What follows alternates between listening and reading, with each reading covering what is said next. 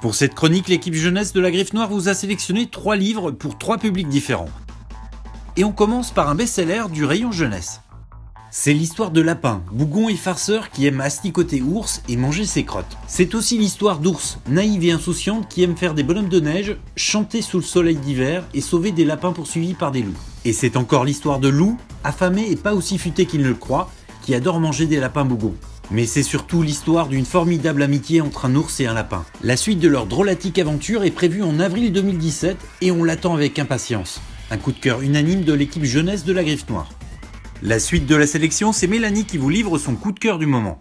Je vais vous présenter Combien de bébés aux éditions Albin Michel Jeunesse. Et la Fred, s'il te plaît. Un livre conçu par Guido van Genechten.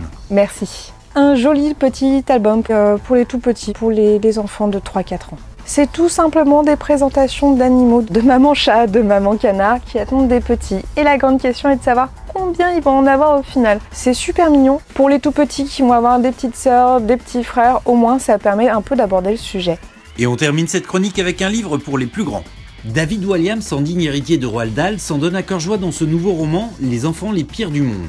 Chaque chapitre est consacré à un enfant abominable. Il y a l'enfant Peter, Pétula Flatula, celle qui pleure sur commande, Bertha la Braillarde, ou encore celui qui n'a jamais tort, J'ai raison. Une galerie de 10 portraits de sales gosses hilarants. Même ceux qui n'aiment pas la lecture y prendront plaisir. Les chapitres sont courts et on peut les lire dans le désordre. Ils sont surtout émaillés des incroyables illustrations de Tommy Rose, le fidèle collaborateur de Roald Dahl. Une chouette idée de lecture pour les 9-12 ans.